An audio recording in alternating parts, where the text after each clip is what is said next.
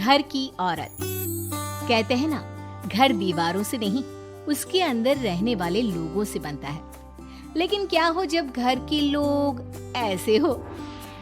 सारा दिन खाती रहती हो, सोती रहती हो, कोई काम नहीं है तुम्हारे पास। ऊपर से बहू के आ जाने के बाद तो तुम और निकम्मी हो गई हो। दिखावे के लिए हाथ में माला पकड़ ली है, बाकी कोई काम नहीं करती।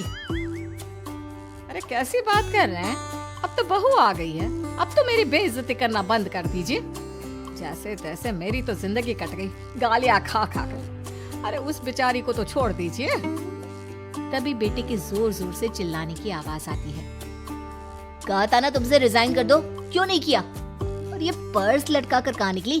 चलो कमरे में, काम करो घर का। बहू बेटे की लड़ाई सुनकर सास ससुर बाहर आ जाते हैं। सामने खड़ी होती है नई नवेली बहू रीमा। देख लीजिए माँ जी, शादी से पहले तो मेरे माँ पापा के सामने कहा था कि शादी के बाद नौकरी करने देंगे, लेकिन अब क्या कह रहे हैं? तो तुम माँ जी को क्यों बोल रही है बहू? तब उसका मन रहा होगा, अब नहीं है। पर पिताजी, उसके मन से मेरा करियर तो नहीं चल सकता ना? ससुर को बहू की बात पर गुस्सा आ जाता है। वो बेटी की तरफ देखता है। पापा से जबान लड़ाती है, रुक। ये बोलकर वो पत्नी को खींचकर कमरे में ले जाता है और बंद कर देता है। ये सब देखकर सास दुखी हो जाती है। पति के जाने के बाद सास बेटी से कहती है, देख बेटा, अब जमाना कुछ और है। तेरे पिता ने घर में औरतों की कद्र नहीं की, लेकिन तू ऐसा ना बन। शहर की समझदार पढ़ी लिखी लड़की से शादी की है तूने, उसका ख्याल रखा कर, तमीज से पेश आया कर। जा, बहू को कमरे से बाहर ले आ। लेकिन बेटा नहीं मानता और बहू कमरे में सारा दिन बंद रहती है। शाम को बेटा बाहर जाता है कि सास चाय और बिस्कुट लेकर बहू के कमरे में जाती है। बहू बेटा ये ले, चाय पी ले। रो रो कर कैसी शक्ल बना ली है बेटा। माँ जी, ये कैसे लोग हैं? आप कैसे मैनेज कर रही हैं? ऐसे थोड़ी ना होता है माँ जी। घर की औरतों को तो पिताजी और ये इंसान समझते ही नहीं। क्या करूं बेटा, मैंने तो जैसे तैसे सह लिया, लेकिन तू ना सहना। दोनों बात कर ही रहे थे कि ससुर आ जाते हैं। अच्छा, तो अब बहू को भड़का रही हो? बहुत दिन हो गए मार खाए, अब क्या बहू के सामने खाओगे? जाओ यहाँ से, और जरूरत नहीं है ज्यादा इस लड़की को सर पर चढ़ाने की, समझी? बहू को ससुर की बात पर गुस्सा आ जाता है, लेकिन वो कुछ नहीं कहती। आए दिन बहू देखती है कि कैसे उसकी सास और उसके साथ उसका ससुर और पति गंदा व्यवहार करते हैं। फिर एक दिन, ये क्या बनाया है? खाना बनाना नहीं आता क्या? ये बोलकर वो खाने की भरी सारी थाली फेंक देता है। अरे बेटा कोई बात नहीं, शांत हो जा, मैं अभी बाहर से कुछ मंगवा देता हूँ। हाँ पापा, ऑर्डर करिए। ऐसे खाने से तो पेट भरने से रहा। वैसे खाना तुमको बनाना आता नहीं और बाहर जाकर नौकरी करना चाहती हो। अरे तुम जैसे को तो पूछते भी नहीं है बाहर। बहू को पति की बात पर गुस्सा आता है, तभी सास बोल पड़ती है। तेरे से ज्यादा पढ़ी लिखी है वो, तो तूने इसे कहा था कि तू नौकरी करने देगा तो तुझसे शादी कर ली, वरना ना ही करवाते इसके माँ बाप तुझसे शादी इसकी। और कमाती भी ये तेरे जितना ही है बेटा। बहू हैरान रह जाती है कि जो सास खुद के लिए एक बार भी खड़ी नहीं हुई, वो उसके लिए बेटे को भी भला बुरा सुना रही है। उसकी नजर में सास की इज्जत और बढ़ जाती है। वो सास को देखकर ये सब सोच ही रही थी कि उसके कान में एक जोर से चांटे की आवाज आती है। किसको मार पड़ी? वो देख ही रही होती है कि उसकी नजर जमीन पर बैठी सास पर पड़ती है। अभी तो धीरे से मारो, फिर जुबान खोली ना तो ऐसा मारूंगा कि कान के पर्दे फट जाएंगे। सास रो रही थी। बेटा और पति वहाँ से चले जाते हैं। पिताजी अच्छा किया माँ को जोर का चांटा लगाकर। आगे से जबान खोलने से पहले 4 बार सोचेंगी। बड़ी आई। दोनों हंसते हुए वहाँ से निकल जाते हैं। बहू सास को उठाती है और पानी देती है। मैंने ये दिन रोज देखे हैं बहू, लेकिन तू नहीं सहना। तू अपना जीवन अपने अनुसार जीना। शादी के वक्त मैंने तेरी माँ से बात करने की कोशिश की थी, उन्हें बताया था, लेकिन वो नहीं मानी। बहू सास को पकड़कर रोने लगती है। वो इसलिए नहीं मानी क्योंकि वो मेरी सगी माँ नहीं है। माँ जी, जिस तरह से आप मेरे लिए खड़ी हुई है ना, मेरी माँ भी नहीं हुई। बेटा मैं तेरा भला चाहती हूँ, तू नौकरी इस घर में रहकर तो नहीं कर पाएगी। एक काम फिर इस घर से चली जा, पैसे कमा और खुश रह। माँ जी, हो सकता है कल तक मैं आपके इस फैसले को मान जाती, लेकिन आज नहीं। माँ जी, आप यहाँ इस नर्क को झेले और मैं आपको छोड़कर चली जाऊं? नहीं, कभी नहीं। अगले रोज, सुनिए, वो क्या है ना, मुझे कुछ कपड़े और गहनों की जरूरत है, तो जरा पैसे दीजिए ना। अब आप घर के मर्द हो तो पैसे तो आपसे ही मांगूंगी ना। बुरा तो नहीं लग रहा ना आपको? नहीं नहीं, बुरा क्यों लगेगा। ये लो कार्ड, कर लेना शॉपिंग। अगले रोज, बिजली का बिल आया है 10,000 का, भर दीजिएगा। इतना बिल कैसे आ गया? बेटा वो क्या है ना, सारा दिन बहू घर में रहती है तो कमरे में एसी और टीवी चलता रहता है। अब कम से कम बाहर जाए तो 4 पैसे कमा कर लाए, लेकिन हम लोगों को थोड़ी ना औरत की कमाई खानी है, वो तो मर्द ही करता है ना। पति पर्स देखता है और फिर हाँ माँ, ठीक बोल रही हो। खैर चलता हूँ, ऑफिस का वक्त हो गया है। पति ऑफिस से पिता को फोन करता है। पापा, घर के खर्चे तो बढ़ते ही जा रहे हैं, ऊपर से महंगाई आप देख रहे हैं। मैं सोच रहा हूँ क्यों ना मीना को नौकरी के लिए हाँ कर दूँ, 4 पैसे ही लाएगी ना घर में। वो तो तू ठीक बोल रहा है, लेकिन ये औरत की जात, कल को 4 पैसे कमाने लगे तो यह नहीं कि सर पर चढ़कर नाचे।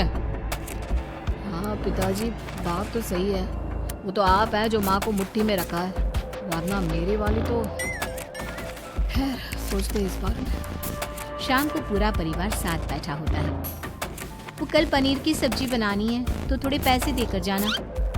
और हाँ, कीर्तन भी रखा है संडे को, उसके लिए सामान की लिस्ट बना दी है, ले आना। पापा को दे दो, वो ले आएंगे। अरे पापा कहाँ से ले आएंगे, मेरे पास नहीं है पैसे वैसे। लो, पैसे ही नहीं है। मेरे पापा की जेब तो हमेशा नोटों से भरी रहती है। बेटा, लक्ष्मी को जो पूछता है ना, उसके पास लक्ष्मी रहती है। जो घर की औरतों को मारे पीटे, वो भला कैसे लक्ष्मी का लाभ ले सकता है। वाह वाह, क्या बात है, तो जबान खुल रही है तुम्हारी। लगता है भूल गई पुरानी मार और डांट, क्या? हाँ माँ जी, शांत हो जाइए। मैं नहीं देख सकती आपको मार खाता, और फिर हो सकता है कि मैं आपको बचाने आऊँ तो ये भी मुझे मारे। ठीक है बहू, मैं कुछ नहीं कहती, तू ये लिस्ट बस दे दे, मैं चलिए आराम करने। फिर अगले रोज, सुनिए जी, वो मायके जाना है। वो क्या है ना, शादी के बाद से गई नहीं, तो ट्रेन की टिकट बुक करवा देना। तो मैं भी तो साथ जाऊंगा ना तुम्हारे। तो ठीक है, फिर फ्लाइट की ही टिकट करवा दीजिए। वो क्या है ना, अच्छा थोड़ी ना लगता है, आप पहली बार मेरे साथ जा रहे हो और हम ट्रेन से चले, ठीक है ना? पति ऑफिस जाता है, जहाँ उसका दोस्त कहता है, अरे क्या हो गया यार, परेशान सा दिख रहा है। तेरी तो नई नई शादी हुई है, भाभी परेशान कर रही है क्या?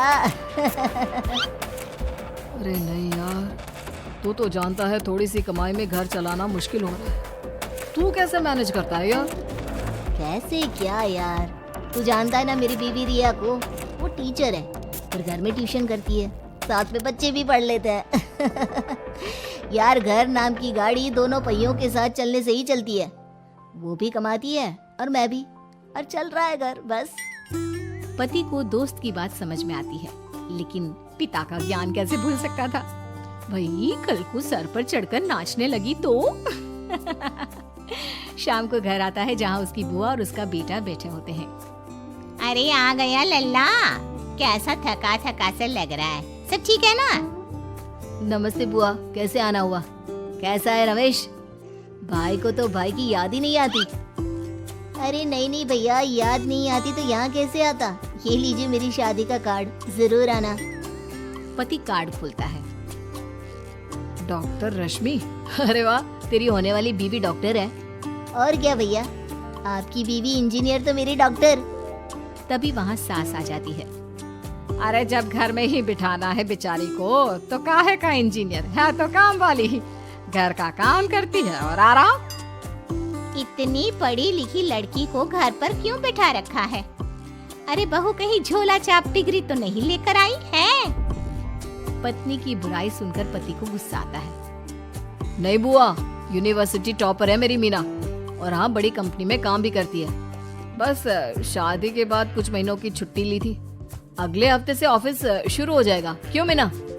तभी ससुर आ जाते हैं। हाँ, लेकिन फिर घर का काम कैसे होगा? और पैसे कमाने लगेगी तो सर पर। पिता की बात पूरी नहीं हुई कि बेटा, सर पर चढ़ने का हक है उसका पापा। पत्नी है वो मेरी, यानी मेरे घर की रानी। और रानियां तो सर का ताज होती है। क्यों मीना? मीना पति की बात सुनकर शर्मा जाती है। वाह बेटा, तू सही समय में समझ गया कि औरतों की इज्जत करने वाले घर में शांति और लक्ष्मी का वास होता है। पार्ट 2। मीना याद है ना आपको, जिसके ससुराल में ससुर और पति कैसे उसका और उसकी सास का अपमान किया करते थे। वैसे तो मीना को नौकरी की इजाजत मिल गई थी, लेकिन मीना, ये क्या है? खाना अभी तक नहीं बना। कब से मैं यहाँ बैठा हूँ कि नाश्ता कर लूँ? बस 2 मिनट, वो ऑफिस की एक ईमेल करनी है। तभी ससुर जी आ जाते हैं। मैं कहता था, जिस दिन ये फीमेल ईमेल करने लगेगी घर नहीं चलने वाला। तभी सास हाथ में नाश्ते की प्लेट ले आती है। ये लो, सभी उपमा खाओ। गर्मा गर्म स्वादिष्ट उपमा देखकर, वाह माँ जी, 2 मिनट में ये कमाल, क्या बात है। वो आता है ना रेडी टू ईट वाला पैकेट, वही बनाया है। स्वाद बता बहू कैसा है। कल तक जो बीवी पति के नाम से ही कांपती थी, बहू के आ जाने के बाद कैसे उड़ रही है, ये देखकर ससुर जी को आ जाता है गुस्सा। हाँ, पैसे तो पेड़ पर उगते हैं ना, या तेरा बाप दे जा रहा है जो बैठे बैठे पैसे खर्च कर रही है। अरे जरा शरीर चला लिया कर, वरना पता है ना जब मेरा हाथ पड़ेगा तो कैसे काम करती है तू। बहू बेटे के सामने खुद का अपमान सास बर्दाश्त नहीं कर पाती और रोती हुई कमरे में चली जाती है। क्या पापा, क्या जरूरत थी माँ से ऐसे बात करने की? सुबह से कुछ नहीं खाया है, अब जब खाना आया तो रुला दिया आपने। चलिए देखते हैं माँ कहाँ गई। मेरी जूती भी ना जाए उस पागल औरत को देखने। अरे क्या गलत काम मैंने? बस यही ना कि भाई पैसे बचाओ। अरे कमाने बाहर निकले ना तब पता चले कि कैसे हड्डी गल जाती है। बात तो सही कह रहे हैं पिताजी, माँ को तो बस पैसे उड़ाना आता है। अरे पर माँ ने तो सबके लिए नाश्ता ही बनाया था ना, कौन सा खुद के लिए गहने खरीदे थे। खैर, बहू समझ जाती है कि सारा मामला कमाई का ही है, क्योंकि सास कुछ करती नहीं, कुछ कमाती नहीं, तो ससुर जी उन पर हावी रहते हैं। फिर क्या था, अब थी बारी बहू की। माँ जी, दरवाजा खोलिए, देखिए मैं उपमा लेकर आई हूँ, गर्मा गर्म खा लेते हैं। सास कमरा खोल देती है। सामने खड़ी होती है बहू, हाथ में उपमा की प्लेट लेकर। बहू सास की सूजी आंख देखकर समझ जाती है कि मामला गड़बड़ है। वो बात पलटते हुए कहती है, माँ जी वो आपकी काली साड़ी पर काला ब्लाउज है ना, तो प्लीज मुझे दीजिए। मुझे कल ना काली साड़ी पहनी, लेकिन कोई ब्लाउज ही नहीं है। सास बहू की बात में अपना गम भूल जाती है। हाँ, बहू क्यों नहीं, वो तो मैंने अपने हाथों से डिजाइन किया था। चल अभी निकाल कर देती हूँ तुझे। सास बहू को ब्लाउज निकाल कर दे देती है। फिर अगले रोज, माँ जी आज तो ऑफिस में कमाल ही हो गया, पता है क्या, सारी सहेलियों ने घेर लिया, पूछ रही थी ब्लाउज कहाँ से खरीदा। मैंने भी बोल दिया मेरी सास ने सिलाया, वो भी खुद डिजाइन करके।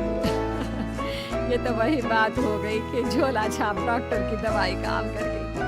अरे बहू, ये तो बस ऐसे ही बना दिया था। लेकिन माँ जी आपको पता है, ये देखिए 2 लोगों ने तो मुझे कपड़ा भी दे दिया और नाम भी, सेम टू सेम डिजाइन का ब्लाउज बना दो, और बदले में ये 2000 रुपए। हाथ में 2000 देखकर सास की तो आंखें फटी की फटी रह जाती है। अरे बहू, ये तो कमाल ही कर दिया। ये काम तो मैं कल तेरे ऑफिस जाने से पहले ही खत्म कर दूंगी। सच्ची माँ जी, कैसे इतनी जल्दी? अरे बहू, वो बस नाप है ना, उसी के आकार का काट काट कर डिजाइन ही तो देना है। ये तो मेरे बाएं हाथ का खेल है। अगले रोज बहू ऑफिस जाती है और फिर शाम को 2 ब्लाउज ले आती है। अरे बहू, क्या बात है, लेकिन इसकी डिजाइन। बहू फोन में सास को डिजाइन दिखाती है। अरे ये तो बच्चों वाला डिजाइन है, रुक अभी थोड़ी देर में ही दे देती हूँ। सास बहू को कपड़े सिल कर देती और बहू सास को रुपए। फिर एक रोज, माँ जी ये लीजिए कपड़े, लेकिन इसकी सिलाई मैंने ज्यादा ली है, क्या है ना हैवी काम है, तो मेहनत ज्यादा लगेगी ना आपको। अरे रहने देती बहू, मैंने कौन सी बुटीक खोली है। बहू को सास की बात में दम लगता है और वो कुछ सोचती हुई निकल जाती है। वो कमरे में बैठी होती है कि उसके ससुर की जोर जोर से चिल्लाने की आवाज आती है। फिर फिजूल खर्ची। अरे तुम्हारे जैसी बेकार ना काम काज करने वाली औरत कब पैसे की कीमत समझेगी? क्या जरूरत थी ये मशीन खरीदने की? अरे वो मैंने EMI में ली है, आपको पता है ना कपड़े सिलने का कितना शौक है मुझे। हाँ तो क्या दर्जी बनोगी? लोगों को पकड़ पकड़ कर नाप लोगी? अरे कुछ तो शर्म करो। तभी बहू आ जाती है, उसके हाथ में चाबी होती है। माँ जी, ये चाबी मैंने चौराहे में आपके लिए बुटीक खुला है। पैसा लोन से लिया है तो काम करके आप चुका देना। और हाँ माँ जी, कल उद्घाटन है तो 11 बजे दुकान में पहुँच जाना। पूजा में आपको ही बैठना है। ये सुनकर ससुर जी आग बुबला हो जाते हैं। कहीं नहीं जाएगी ये, इस घर की औरतें बाहर नहीं निकलती। तू तो इंजीनियर है इसलिए तुझे इजाजत दे दी, लेकिन ये तेरी सास 4 अक्षर नहीं आते इसको। अरे रहने दे, क्यों पैसा बर्बाद करवा रही है? सास को डांटने की आदत ससुर जी को जो लग चुकी थी। सास बहू की ओर देखती है। तो माँ जी, कल वक्त से तैयार रहना। ससुर जी, आप ही तो माँ जी को कहते थे ना उन्हें पैसे की कदर नहीं है, तो अब वो खुद ही कमाने जा रही हैं।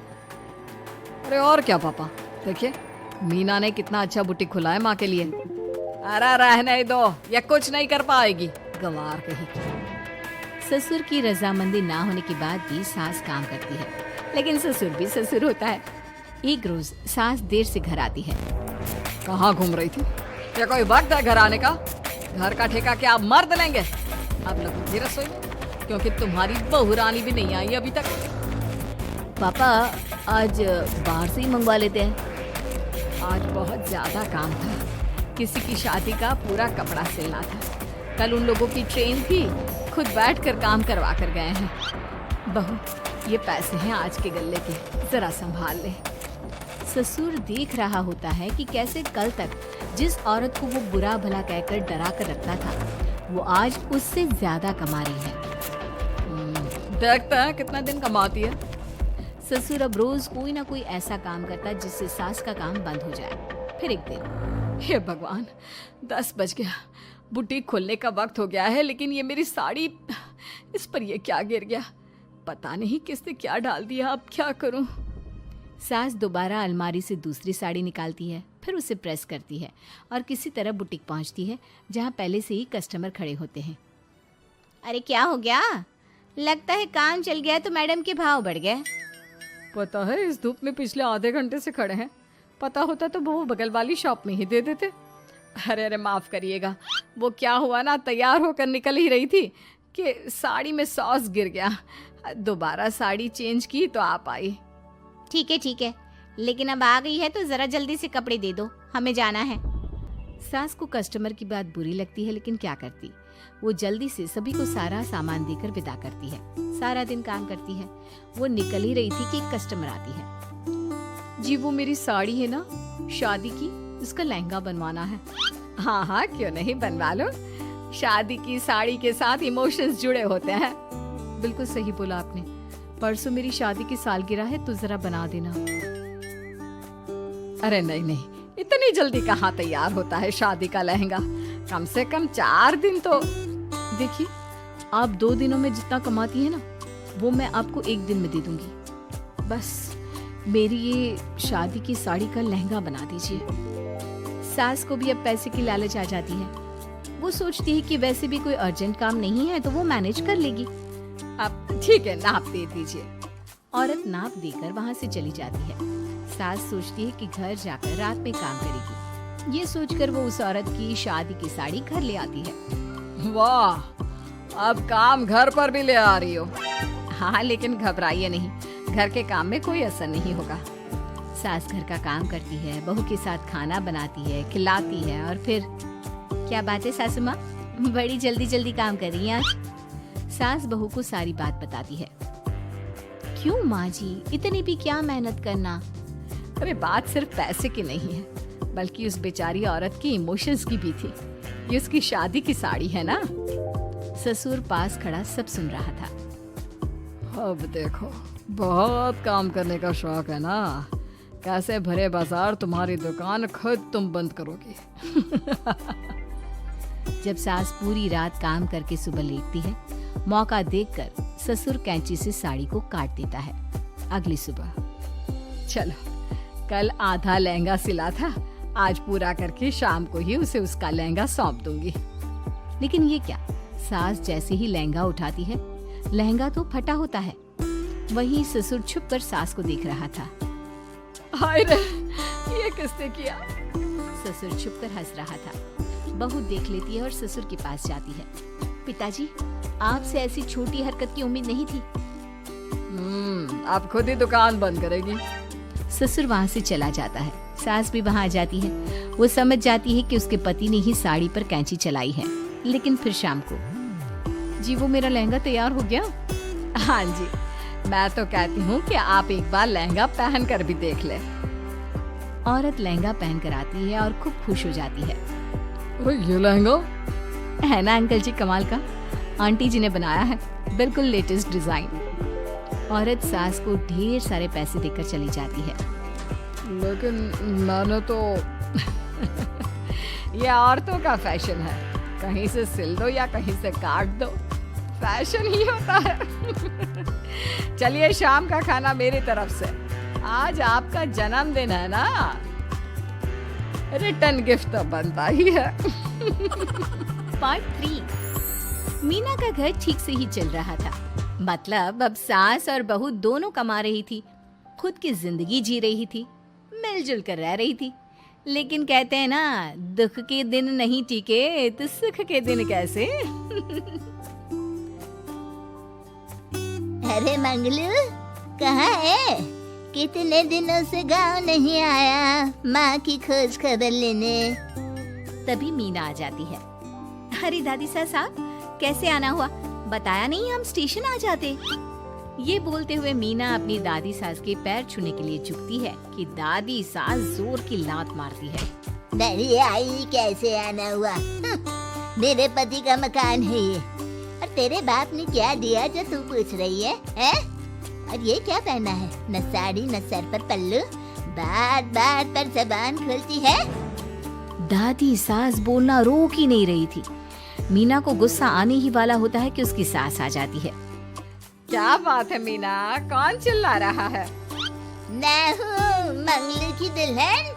बहुत चपर चपर कर रही है ये मीना बहू, इसकी जुबान पर लगाम लगवा ले। मम्मी जी, मेरी बहू है, घोड़ा थोड़ी ना है जो लगाम लगवा दूं। तभी वहाँ मंगलू यानी कि मीना का ससुर आ जाता है और मीना की सास को एक जोर का तमाचा लगा देता है। वाह, जुम्मा 2 दिन हुआ नहीं कमाना शुरू किए, मेरी माँ के सामने होशियार बन रही है। मैंने बुलाया है माँ को, ये रहेंगी तो कम से कम इस घर की औरतें औकात में रहेगी। अरे जब से कमा रही है सर पर चढ़कर नाच रही है। चिंता न कर मंगलू, मैं आ गई हूँ ना, दोनों को लाइन में लगा कर रखूंगी। दोनों बहू ने मेरे मंगलू की जिंदगी खराब कर रखी है। तभी वहाँ पोता यानी कि मीना का पति आ जाता है। पोता जो कि दादी का दीवाना था। दादी मुझे क्यों नहीं बताया कि आप आने वाले हैं? मैं गांव आ जाता कार लेकर आपको लेने। अरे तू तो जानता ही है, कार में बैठ नहीं पाती। पता नहीं बहुत दिनों से लग रहा था कि तू और मंगलू परेशान है। आज मन नहीं माना तो आ ही गई मैं। देख यहाँ आकर पता लग रहा है। क्या पता लग रहा है दादी? यहाँ तो सब ठीक है, किसी को कोई परेशानी नहीं है। क्यों माँ, क्यों मीना, क्या हो गया? इन दोनों को क्यों परेशानी होगी? इन लोगों ने तो परेशान करके रखा है। माँ और मीना के बारे में कैसी बात कर रहे हैं पापा? क्या हो जाता है आपको रह रहकर? तो खाना बना कर पेशब हो गया है, लेकिन मैं नहीं, मेरी माँ आ गई है अब इस घर में। अब यहाँ सब वैसे ही रहेंगे जैसा मैं चाहता हूँ। देख मंगलू, तेरी बहू काम करती है तो मुझे कोई लेना देना नहीं है, लेकिन मेरी बहू कोई दर्जी का काम नहीं करेगी, साफ साफ बोल रही हैं। लेकिन दादी साहब, वो तो बहुत अच्छा बुटीक चला रही हैं। बहुत अच्छा चला रही है, लेकिन हम लोगों ने अपने घर की बहू से ना काम नहीं करवाना। अरे इसके बाप को शादी के वक्त ही बोल दिया था, और इसके बाप जिन्होंने दहेज में एक साइकिल दी थी ना, इसे हाथ जोड़कर कह रहा था, मेरी बेटी आपके घर आ गई, इससे सौभाग्य कुछ नहीं। अब देखो इसकी बेटी, बहू आ जाने के बाद सर पर चढ़ रही है मेरे मंगलू के। मीना जो कि सास की बुराई सुनकर परेशान हो जाती है। दादी सा छोटा मुंह बड़ी बात, लेकिन क्या पिताजी ने आपको बताया नहीं? सासू माँ ने अपने पैसे से ससुर जी के जन्मदिन में कार दी थी।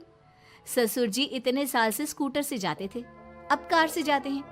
क्यों ससुर जी, बताया नहीं आपने? क्यों रे मंगलू, कार ले ली तूने? मुझे तो तू पैसे भी नहीं भेज रहा। 2 महीने से कैसे कैसे दिन काट रही थी और तू यहाँ कार से घूम रहा है। आप भी सासू माँ को अपने बैंक अकाउंट की डिटेल दे दीजिए दादी साहब, वो डाल दिया करेंगी पैसे आपके अकाउंट में। क्यों सासू माँ? मंगलू यानी कि मीना का ससुर, जिसने अपनी माँ को गांव से सिर्फ अपनी बीवी को लगाम लगाने के लिए बुलाया था, ये सब देखकर जोर से चिल्लाता है। मीना बहू, चलो दादी सास आई है, ये नहीं कि खाने पीने का इंतजाम करे। अरे माँ, तू भी किन लोगों की बात में आ रही है? चल मेरे साथ मेरे कमरे में चल। ससुर अपनी माँ को लेकर कमरे में चला जाता है और दोनों बैठकर वैसे ही पंचायत शुरू कर देते हैं जैसे कोई बहू अपनी माँ से सास की बुराई कर रही हो। देख मंगलू, गलती तो तेरी ही है जो तूने घर की जनानियों को काम के लिए बाहर निकाला। दूसरे तेरे पापा को देखा था, कभी मुझसे फालतू बोलते। अरे मरते दम तक तेरा बाप मेरी मुट्ठी में रहा है, यही सिखाया था मैंने तुझे। क्या बोलूं माँ, जब से ये मीना बहू घर आई है ना, इसने घर का सारा इतिहास भूगोल बदल कर रख दिया है। उस तितली से तो मैं बाद में निपटूंगी, पहले तेरी वाली को तो ठीक कर दूं। अरे बहू क्या आ गई, खुद को टाटा अंबानी समझने लगी है। माँ देख, जो भी हो, इस बात को याद रखना कि हमारे घर की परंपरा क्या है। औरतों का औकात में रहना जरूरी है। अरे बहू के साथ मिलकर माँ ये बहुत उड़ती रहती है। बेटा देख, गलती तो तेरी भी है, क्यों तूने इसे काम करने की छूट दी? मानना भी कम कर दिया है तूने इसे, वरना पहले आती थी तो बहू का कोई ना कोई हिस्सा सूजा हुआ या काला ही दिखता था।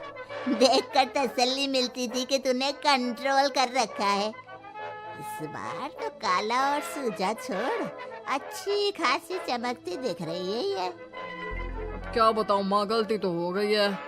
हाँ, वो कार देखकर पिघल गया होगा ना तू। अरे बेटा, औरतों को मुट्ठी में रखा कर।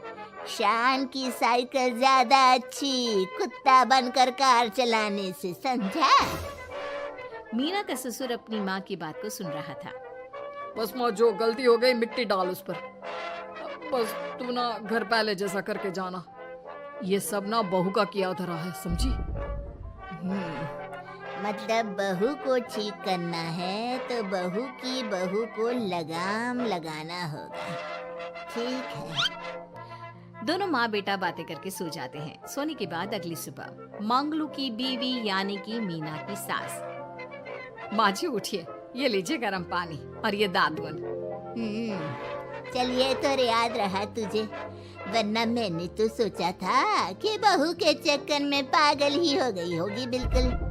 अरे बहू के चक्कर में पागल होने का क्या मतलब होता है माँ जी? उसने मुझे मेरे पैरों पर खड़ा होना सिखाया है।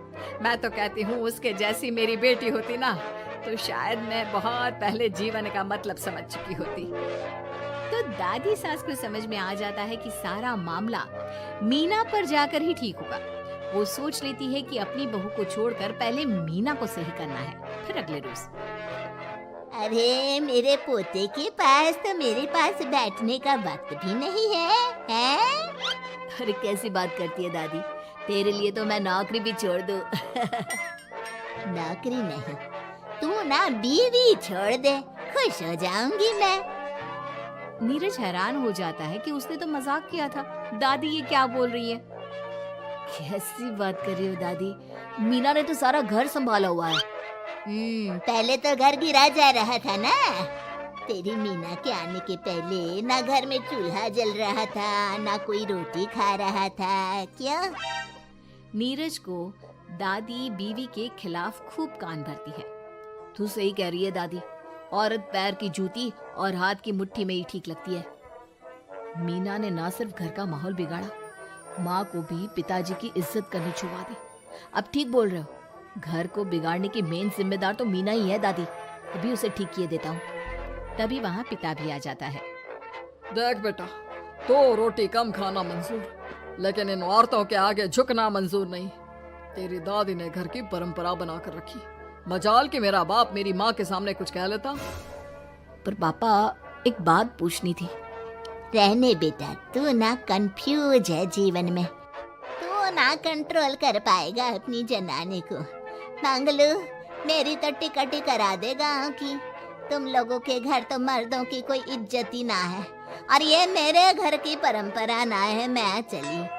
अरे नाना दादी, मैं तो बस देख अब मैं कैसे कंट्रोल करता हूँ इसे कल। फिर अगले रोज मीना ऑफिस के लिए तैयार हो रही थी कि देख मीना, आज मेरे दफ्तर से कुछ लोग खाने के लिए आ रहे हैं, तो शाम के खाने में। लेकिन आज तो मेरी मीटिंग है, फिर घर आने में मुझे देर हो जाएगी। तो मैं क्या करूँ? बोला ना शाम को खाना बनाना है तो बनाना है, समझी? मीना को पति की बात अजीब लगती है, पर वो दादी सास के सामने कोई भी ड्रामा क्रिएट करना नहीं चाहती थी। ठीक है, मैं शाम को जल्दी आ जाऊंगी। अच्छा, क्या खाना है प्लीज जल्दी से बता दीजिए। पर बेटा तू तो। बहू सास को चुप रहने का इशारा करती है, लेकिन पोते को तो लड़ना था। वो मीना पर जोर से चिल्लाता है। मीना देख, ज्यादा हीरोइन मत बन। आज ऑफिस जा रही है तो जा, लेकिन सुन, तुरंत रिजाइन देकर घर आ जाना। ना मुझे तेरी कमाई चाहिए, ना ही तेरी नसीहत। आज से घर में वही होगा जो मैं चाहूंगा, समझी? अरे कैसे लैंग्वेज बोल रहे हो?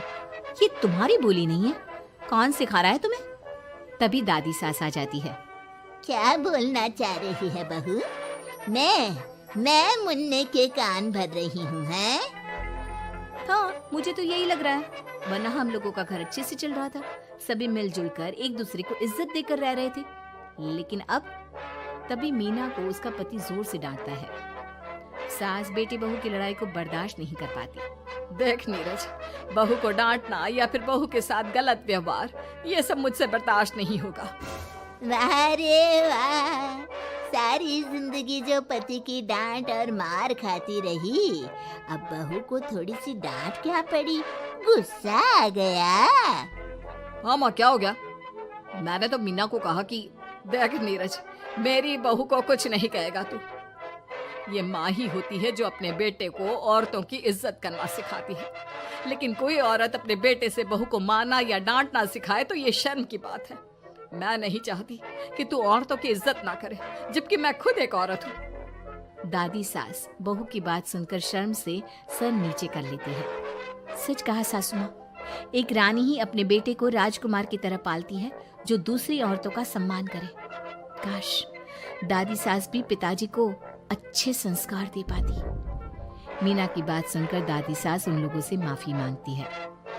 मैं समझ गई बहू, औरतों की बेइज्जती करने को घर की परंपरा समझती थी, झूठी शान समझती थी।